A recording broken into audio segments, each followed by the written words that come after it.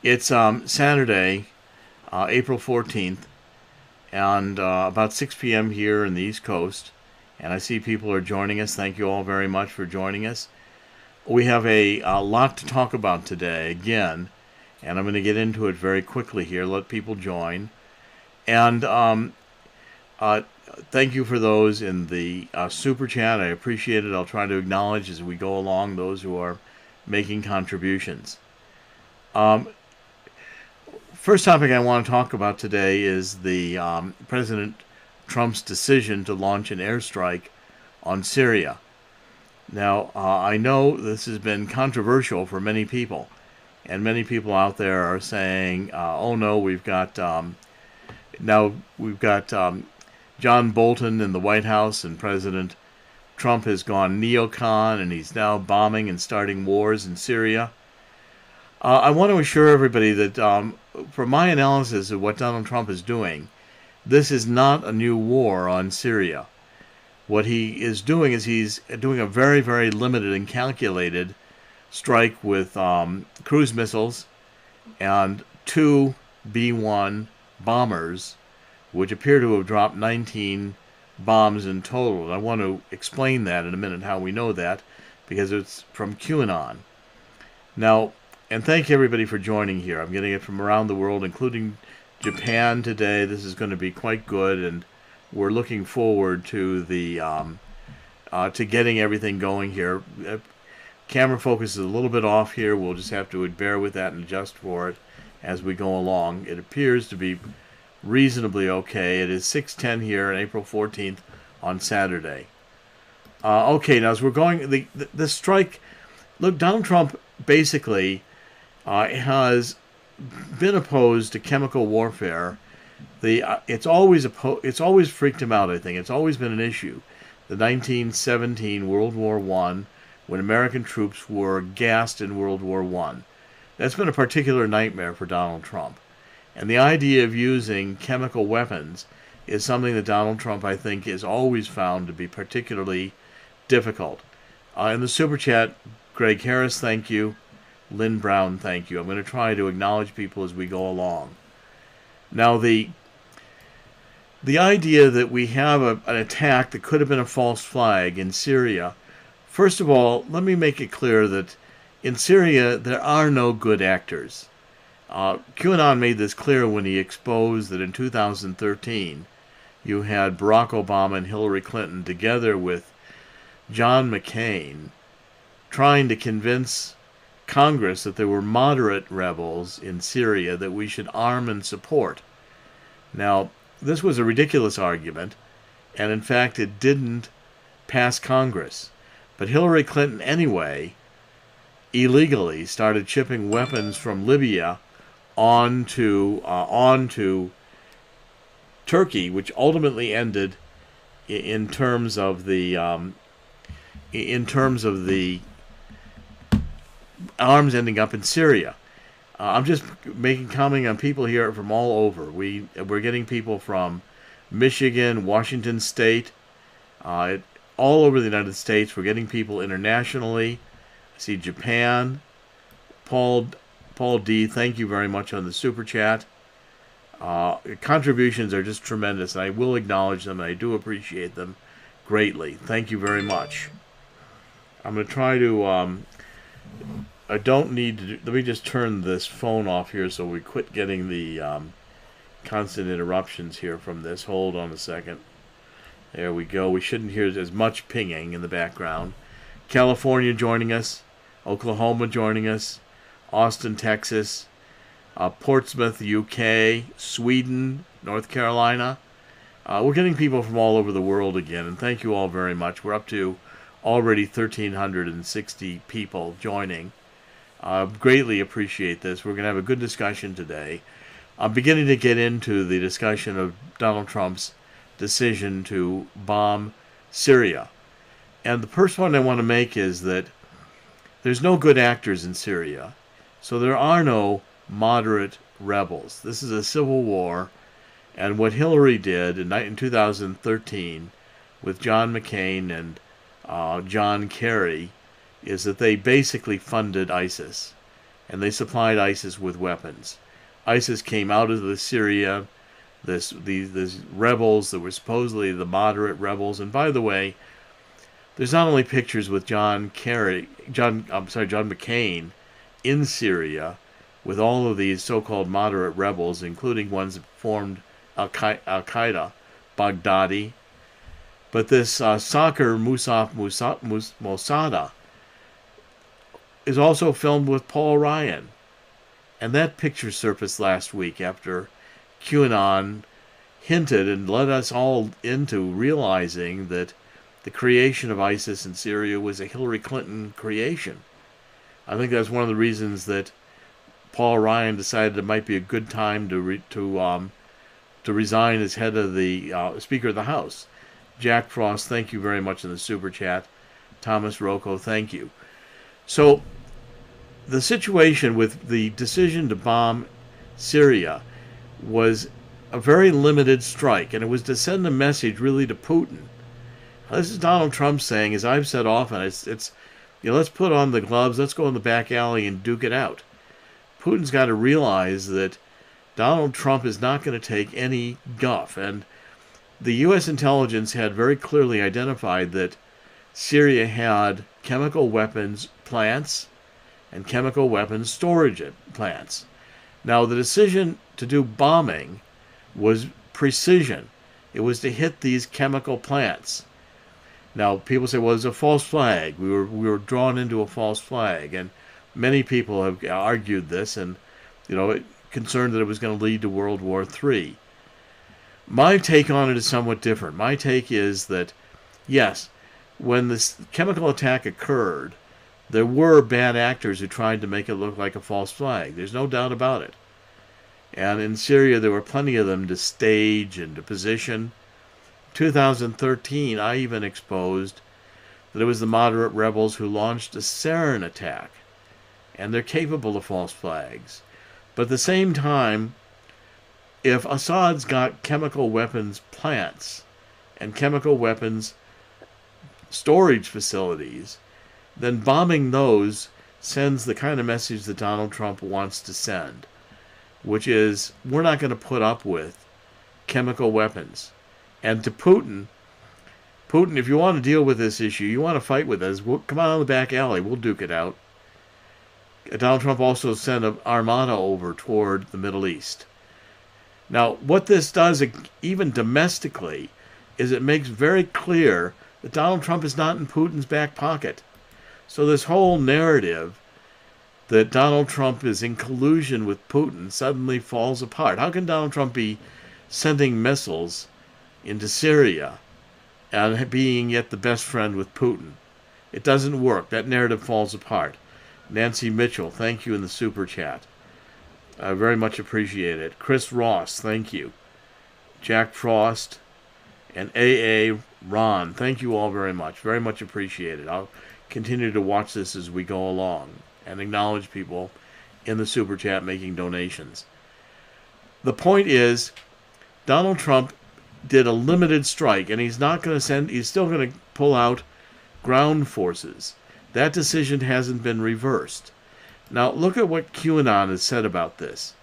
QAnon, yesterday, very late, tweeted or posted, "Trust POTUS."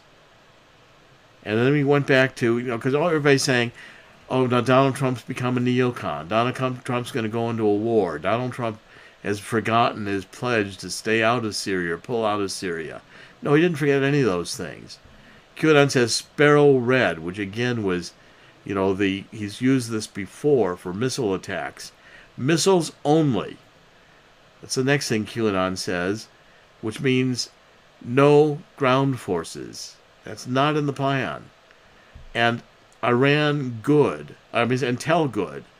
The intelligence is good. In other words, it's true that Syria did have chemical plants, chemical weapons plants, and chemical weapons storages, and that's what was hit. Now, in the next post from QAnon that we got today, there was actually a reference from one of the anonymous to an earlier Q post where he had said, I believe this was in April, I believe 8th, which is, sometime last week, that there was going to be night 4, night 5. The difference between those two was Syria, an increase in chatter, and he said authorization B-19-2. Okay, now, in the intelligence we're getting that he also cites from this McKenzie, 2 USAF B-1 Lancer bombers launched 19 missiles, which corresponds with what Q said earlier, which was authorization B-1, B-19, 19 missiles, 2 B-1 bombers. And Q comments on that, and he says, expand your thinking. The date versus the actual date.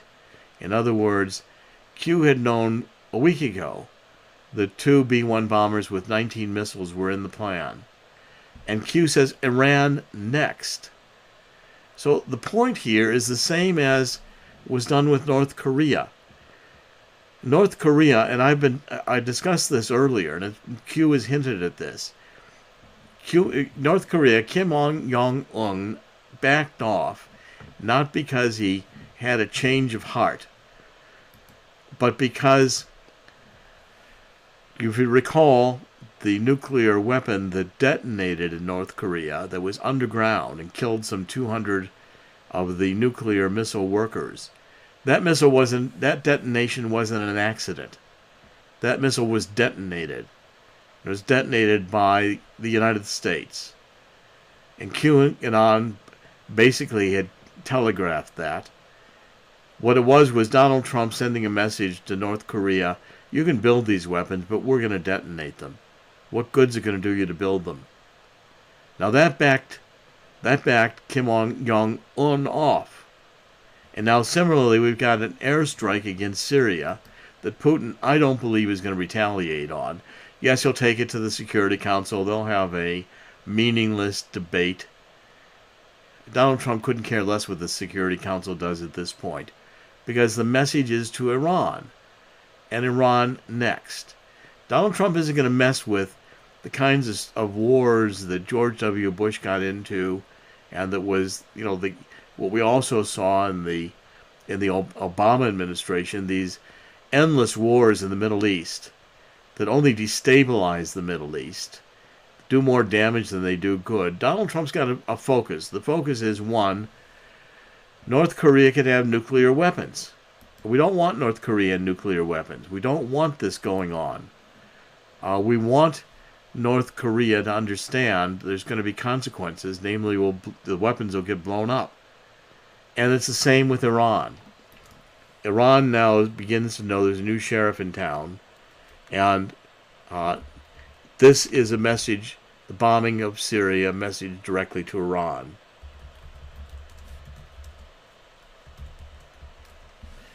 Okay, so here we're going, and that's, I think, the key things I want to do. And targeted hits, very targeted hits.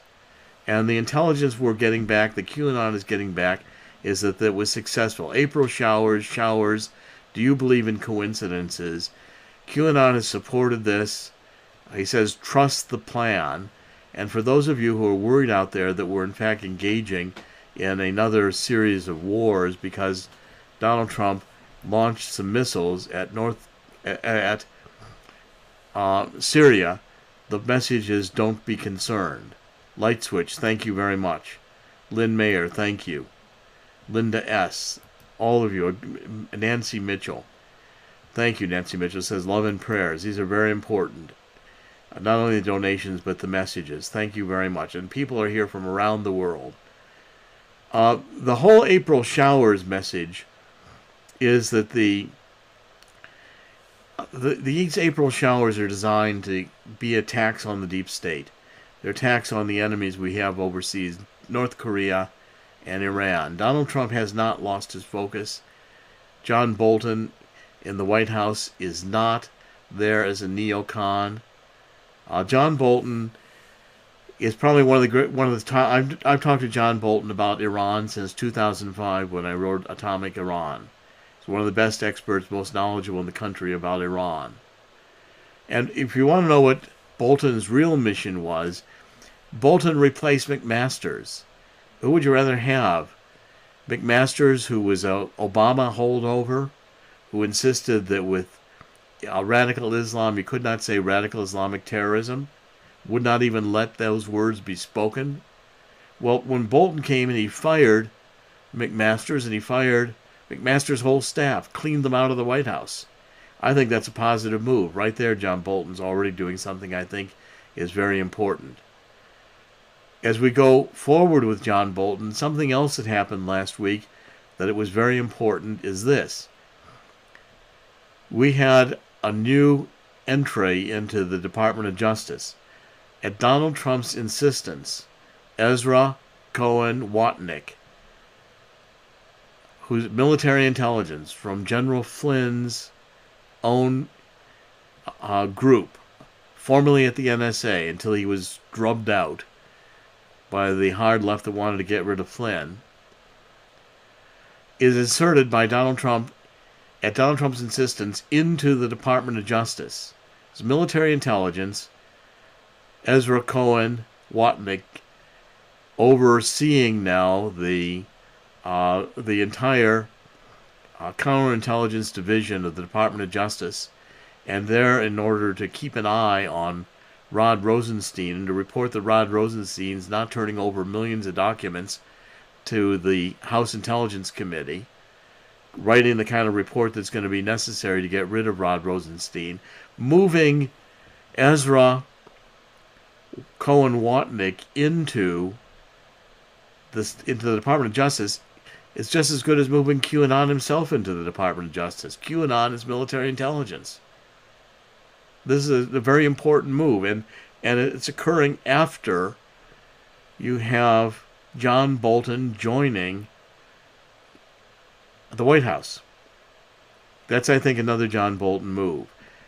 People are pointing out in the live chat, and I'm watching it very carefully, and I'm thanking everybody for their comments, is that, yes, Alex Jones is concerned about the bombing that's going on and the false flag nature of it. By the way, Christine, I guess that's something, a German name, Schaffnefregel.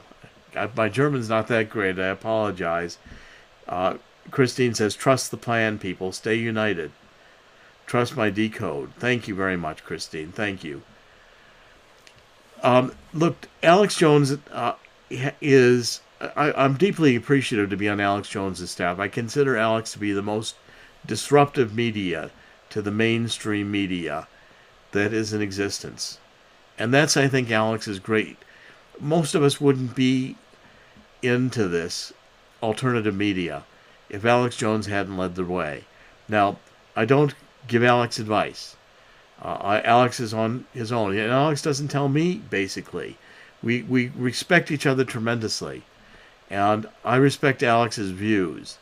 On this particular issue of the Syria attack, I'm very much more with QAnon in that we trust the plan.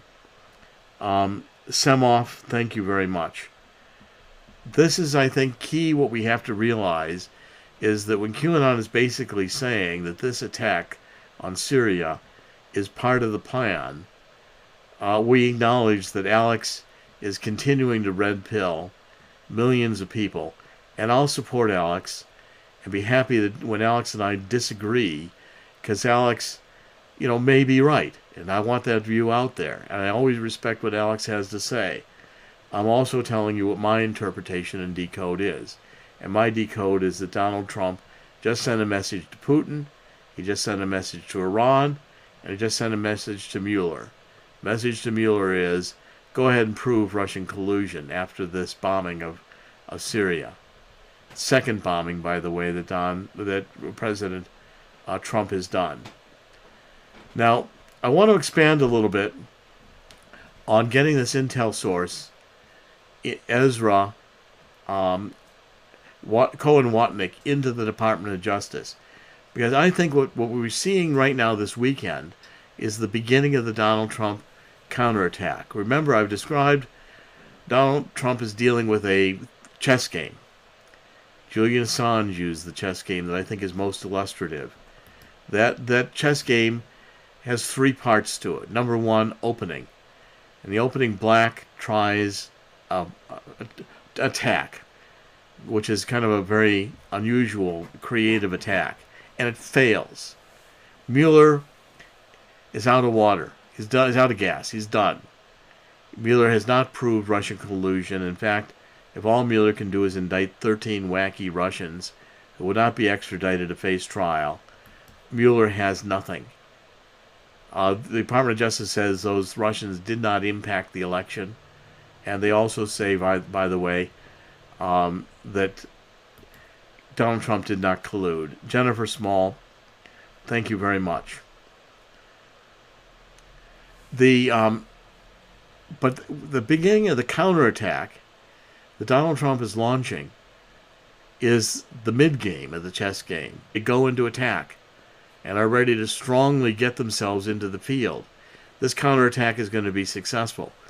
And as it begins, I'm going to show you the moves of the counterattack. Number one, put your guy, your intelligence guy, just as good as putting QAnon himself in the heart of the Department of Justice.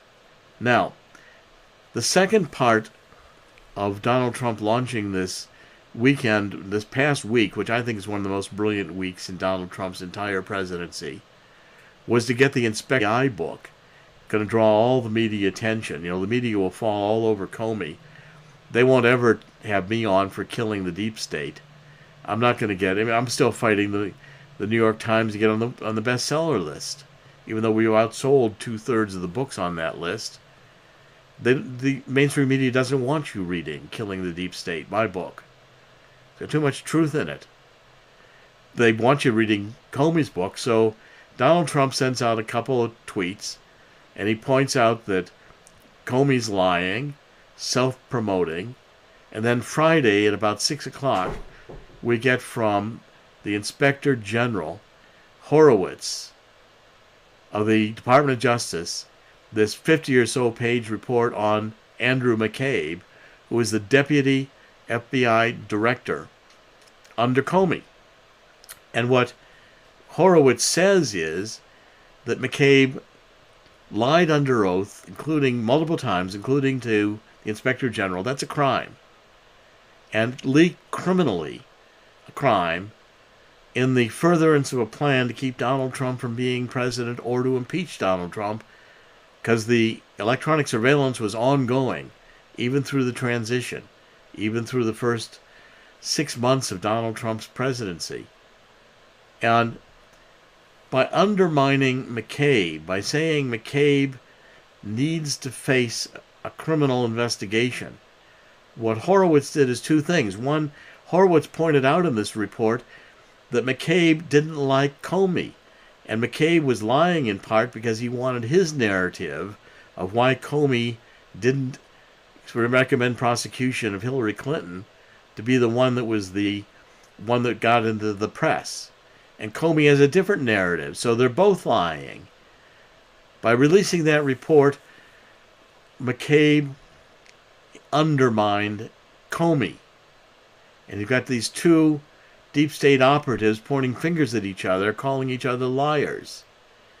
And by Donald Trump getting McCabe to drop that report just as Comey's book is coming out, it undermines Comey's book. Because now Comey has got to realize that every statement he makes may be used against him in a criminal prosecution, especially if there's evidence that he lied.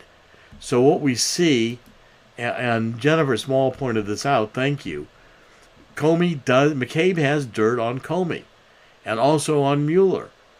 And so what is being set up now by the first drop of the first part of the report from the Inspector General that happened on Friday is that suddenly we know that McCabe and Comey can be turned against each other, and they both committed criminal offenses.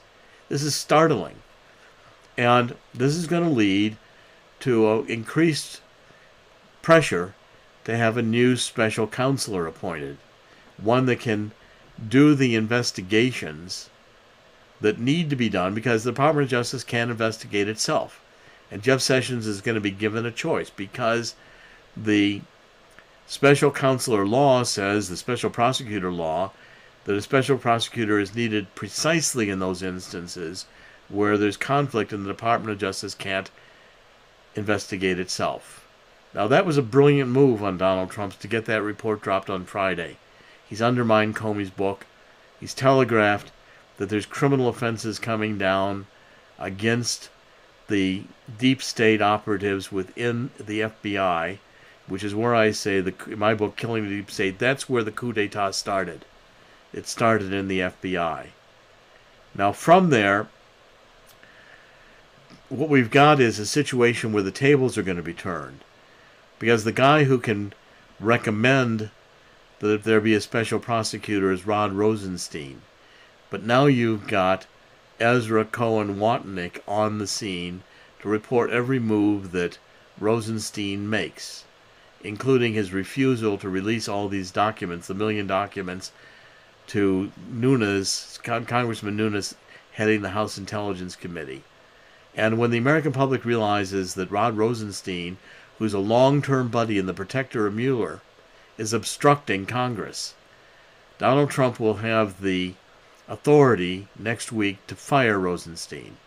And word came out, in fact, it was even an article posted on Drudge, that the Democrats have decided they're not going to bring impeachment proceedings or argue for them over Rosenstein being fired. QK, thank you in the super chat. Much appreciated. So this is a turning point. This is the counterattack beginning. This is now Donald Trump delivering a message. He's ready to go out in the backyard and duke it out with Putin. Be happy to duke it out with Mueller. Mueller is out of gas. He's conducted this raid on Michael Cohen, which is, again, all Michael Cohen's locations, his bank safety deposit box, his office. I mean, they about searched his dog for any records the dog might have. The FBI carts them all off like the KGB or the Gestapo, not explaining what they've got. Bank records, personal records from Donald Trump. All of this, Donald Trump can say, basically was designed to be Mueller conducting opposition research, and how much of it he collected from Michael Cohen's office is going to be now leaked to the press in the midterm elections. I mean, it's unconscionable. But this has been the tactics of Mueller. Mueller's been a thug. Mueller's did this with Manafort. He did it with Ted Malloch, professor whose memoirs I've gotten published. Ted is an American citizen. He was coming in to celebrate Easter with his wife, flying into Logan Airport from London. He's been a professor for a while at Oxford, and now he's consulting in London. Mueller picks him up at the airport, throws him in a room, separates him from his wife, quizzes him, confiscates his phone. Ted Malloch is a gentleman. He would easily have complied with any reasonable request made by Mueller for evidence or information or whatever. No, he had to treat him, Ted Malloch, like a criminal. Slapped him with an injunction to come before the grand jury. I mean, Mueller's completely out of control. And now what's being positioned is that the opening of the chess match is finished and Mueller lost. Trump did not get checkmated. Now Trump is positioning for the counterattack. And the counterattack is going to be very, very strong, and it's going to be very, very effective. Okay, now, I want to add a couple other elements that happened last week. Last week, Trump pardoned Scooter Libby. Scooter Libby was a political operative who was on Cheney's staff. Now, again, everybody might say, oh, now Trump has gone, deep state, because now he's pardoning deep state operatives from Cheney. No, that's not the point. The point is that Trump is sending a message to Mueller to say to Mueller, look, if you're going to start going after deep state operatives, I can pardon Michael Cohen. I can pardon General Flynn. I can pardon Manafort. And Trump just sent that message. And if you continue acting like a thug, Mueller, I'm coming after you just like I came after Putin and Assad. You know, you're way beyond your mandate, Mueller. And Donald Trump is again saying, like I would say, you know, let's go in the backyard and duke it out. Mueller, got nothing. You're just a thug. And as this message gets conveyed, I want you to remember and to understand that Victoria Townsend was the lawyer representing Scooter Libby. She's married to Joe DeGenova. They are both D.C. attorneys. Joe DeGenova was a former U.S. attorney. These have been two that have been very outspoken, saying that Donald Trump is being railroaded. These are two who have gone to bat, these two, DeGenova and Townsend, to urge Donald Trump to be more aggressive in his own defense. Now, Donald Trump wanted to put Joe DeGenova on his legal staff, but the deep state blocked it. Joe DeGenova was representing Papadopoulos, and it was considered a conflict of interest. The whole point is that when Joe DeGenova didn't get put onto the legal staff of Trump, what's obvious now is that Trump is still taking advice from Victoria Townsend and Joe DeGenova. I'm very much appreciative here in the Super Chat. Thank you all very much. It's greatly appreciated. Donations are critical and greatly appreciated. The point is, what you see in Victoria Townsend is also that she represents William Campbell. William Campbell is the whistleblower in the uranium case where Russia was engaging in bribery in the uranium industry. This case was developed by the FBI before the Committee on Foreign Investment in the United States voted to allow Russia to buy uranium-1. Mueller, as head of the FBI, covered that up. Victoria Townsend as clients not only Scooter Libby, who just got pardoned, but also the client William Campbell, who can come forward now to say to Mueller, put Mueller under criminal investigation for suppressing the information about the Russian bribery scheme in the uranium industry before CFIUS voted to allow Russia to acquire uranium-1. That deal netted Hillary Clinton about $147 million in donations to her foundation. Mueller's worth $18 million. How to get $18 million net worth on a salary that was coming in from the FBI?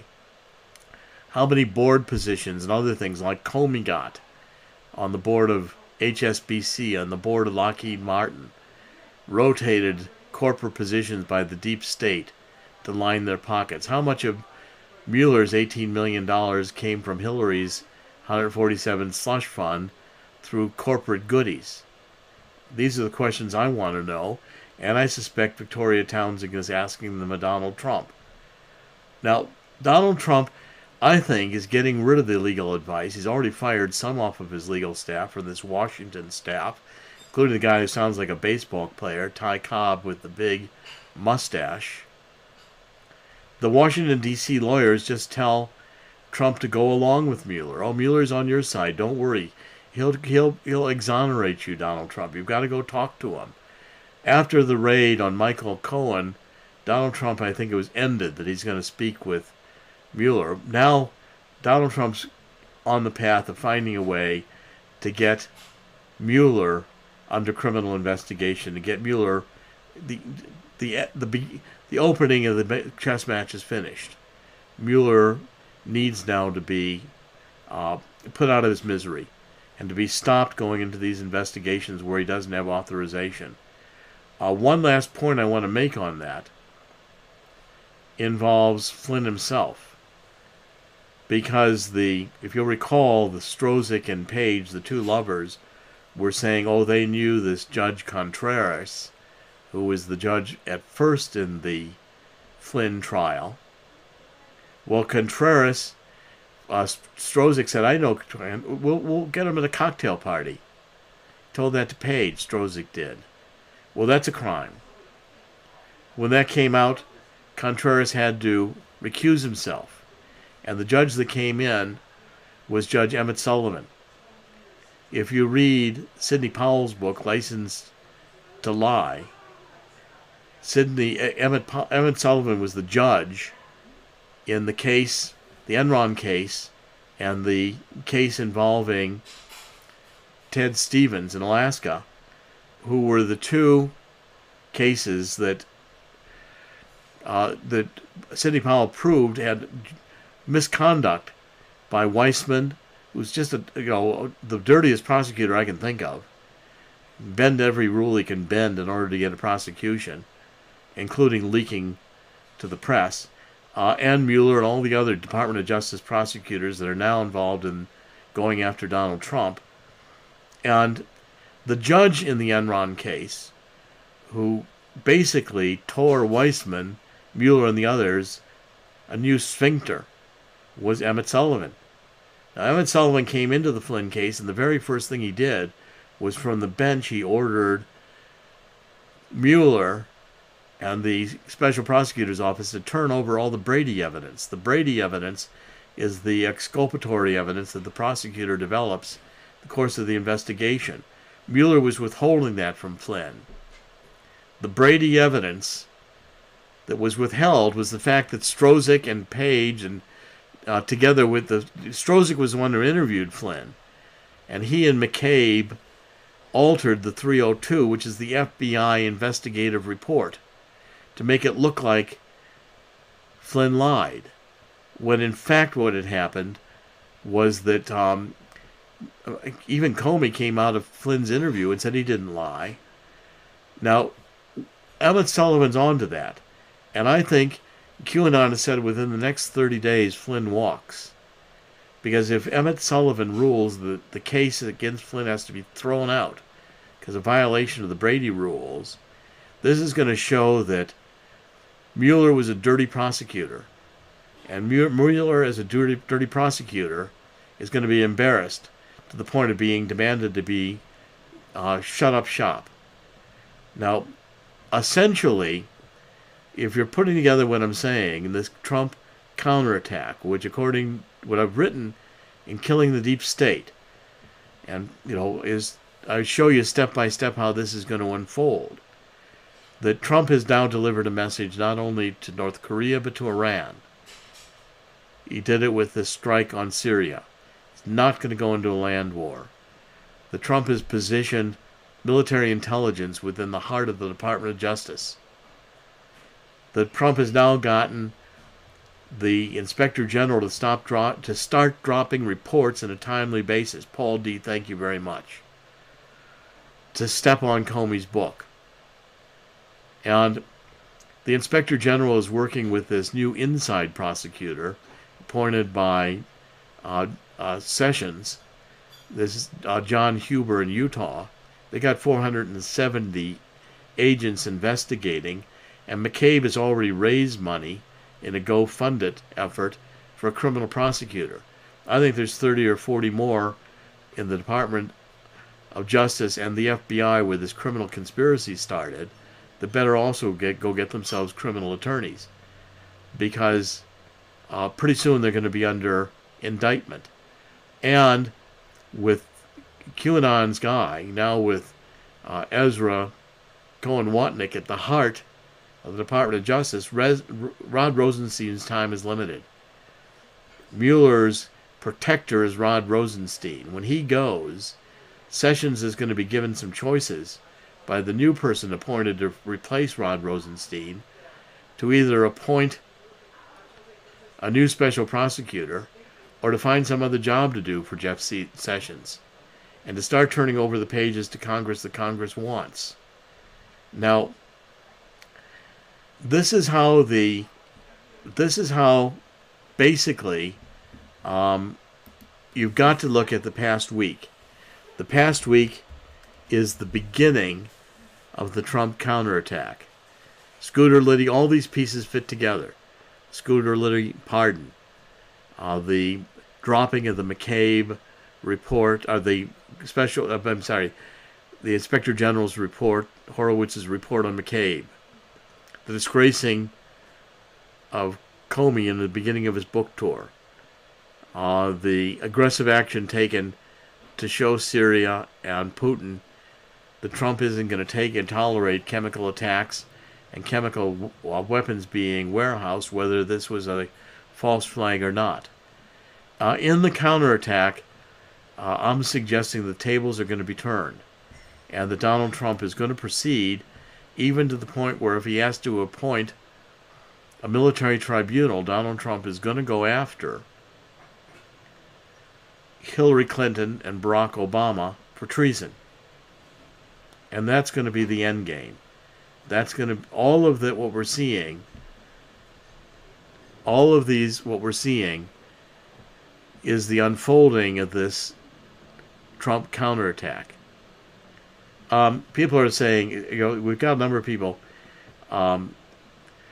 saying, well, what if this attack was Donald Trump just agreeing with the deep state? The deep state will leave Donald Trump alone as long as he bombs Syria. You've got to get out of your mind that just because Donald Trump bombed Syria, he's become a neocon, or has joined the deep state. He didn't join the deep state when he organized the detonation of North Korea's nuclear weapon that was under development. That didn't make him a neocon. Just because Donald Trump is building a strong military and is willing to use it doesn't make him a neocon. He's not going to engage in these kinds of long, stupid wars that benefit what Eisenhower called the military-industrial complex. If he wanted to do that, he could have kept Tillerson and Cohn on his staff. Donald Trump got rid of the Wall Street guys. Donald Trump doesn't need the money. Donald Trump didn't need to be president. He came on to be president for one reason, and that is that he understood the corruption in the deep state, and he resolved that in his lifetime he was going to come on and restore the Constitution, that he was going to say America first. He was going to freak these people out. Now, I know everyone over here, and there's a side group over here in the live chat, and it has been today in various places, and the trolls are out in force because they know that Donald Trump is launching a counterattack, and they want to undermine Donald Trump. They want those supporting Donald Trump to begin to question Donald Trump, to begin to say, oh, Donald Trump's sold out. He hasn't sold out. Donald Trump hasn't done. Donald Trump is strategically positioning and is playing, his four-dimensional chess. I've known him a long time, and I'm betting Donald Trump wins, like I've always bet Donald Trump wins. And I'm betting that Donald Trump is going to go the full distance here and is going to show in the end that he's going to fulfill his mission. What we're seeing from QAnon in the messages that we've gotten over the last 2 days is that we need to trust the plan. We need to continue to support Donald Trump. We basically need to understand that if Donald Trump is taking moves, he's got the superior military intelligence. And by the way, not everyone raising questions is a troll, and I'm not accusing everybody of being a troll. I'm just saying, and Alex Jones has his own views, and I'm happy to have Alex have different views. I'm just saying that I'm decoding QAnon. And what QAnon is saying is he's trusting the plan, and I'm trusting the plan. I'm honored to be part of Alex Jones. Alex Jones is the most disruptive media in the world against the mainstream media. And Alex has done more to red pill people than I think anyone else I know. And Alex having a different view on things than me is healthy, because Alex is raising different viewpoints for people to examine. I'm saying that my view is that Donald Trump is right on plan, and I'm agreeing with QAnon, who says trust the plan and trust POTUS. And so I think we've seen at the end of this week, going into next week, is the positioning of a counterattack that I'm predicting will end up in an end game, because we're just in the middle game. And I want to warn people, the middle game is probably going to take a couple of years. Might take up until the rest of Donald Trump's first term. But in the process, he's going to be pursuing his Make America Great Again agenda. He's going to be very carefully continuing to put the pieces in place. And he is not going to be easily misled by the neocons around him or the deep state around him, because Donald Trump's got his perspective where he's always had it. Look at how many times QAnon has posted that one video during the campaign, which Donald Trump made it explicitly clear that he understood the deep state every bit as much as John Kennedy did. That he understood the secret societies, and he understood the corruption from the military-industrial complex. QAnon continues to post that, so we remember that Donald Trump has never wavered from that. He hasn't forgotten it. He hasn't gotten confused. Donald Trump may take some tactical moves that from time to time are hard to understand. And for different people out there who don't like war, who are afraid we're going into a new, quagmire in Syria. Look, I don't like war either. And I've never been in favor of, I've said from the beginning that it scared the death out of me that we were going to maybe go into a war with North Korea. Donald Trump figured out a solution that avoided war. Just made it clear to Kim Jong-un that he could detonate a nuclear weapon that Kim Jong-un thought was under development in North Korea. Well, this message to Iran that was sent this weekend, I think, is going to be a wake-up call in Iran. And Donald Trump has said that Iran is next.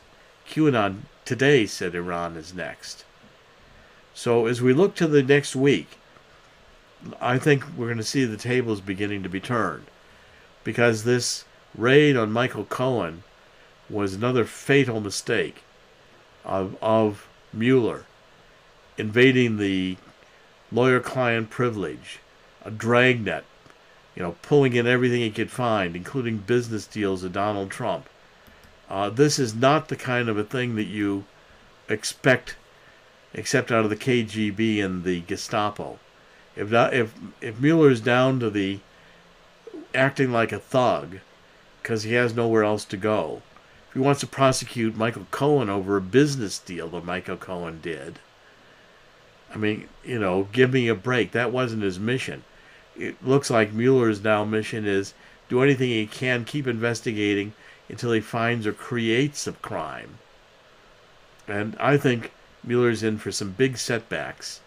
And the Department of Justice and the FBI, big setbacks, because I think this week, watch Devin Nunes, the House Intelligence Committee, demand the turnover of these million pages unredacted, with the wherewithal in center of Department of Justice, Ezra Cohen Watnick, to report back to Trump and the nation that they're being redacted because Rosenstein wants to cover up the crimes of the deep state. When certain of this information starts to come out, you're going to find that Trump is now taking new legal advice. Trump has gone on the offensive. We're into the second phase of the chess game. I played a lot of chess in my life. The middle game sometimes takes a while to develop, but whomever survives the initial attack of the opening to get into the middle game, like Donald Trump has, is going to win. There's better positioning of the pieces. Thank you, Jeffrey Floor. Thank you very much, and your very kind words I much appreciate. The live chat has been generous today, and thank you all for your contributions. I want to conclude this by saying, and everyone understand that my faith and trust in QAnon, the intelligence we're getting, and my confidence in Donald Trump is stronger after this week than ever. And I want you to know that I think as we stick together, as we support Donald Trump, I think the two messages of this week continue to be trust the plan. And we've got to remember that we might have disagreements among ourselves, but it's as Q says, where we go one, we go all. We have to basically understand and see through the confusion the mainstream media tries to present, the efforts to divide us. Because in the final analysis, we win. God wins. And as Q has said, it's the millions of you out there listening all across the world that are the focus for saying, we win. We win. Thank you, M. Bartlett. Thank you very much. We win because we remember where we go one, we go all. Because we're capable of saying, Q sent us. And as this army grows, as we get additional people, up to 20 million people following QAnon, up to 20 million people realizing that the QAnon message is a Donald Trump message, and it's a message of make America great, restore the Constitution. This is a movement that I think is going to sweep the globe. That's why I'm so pleased to have people listening from all around the country. It's a plan that's going to restore God. It's going to restore the First Amendment. It's going to restore our first ability to have freedom of religion and freedom of speech, our Second Amendment. So I'm going to conclude tonight by saying a couple things very quickly. Number one, where we go one, we go all. And number two, in conclusion, God bless all of you listening. God bless America. This is Jerome Corsi, decoding QAnon. Thank you for joining us tonight.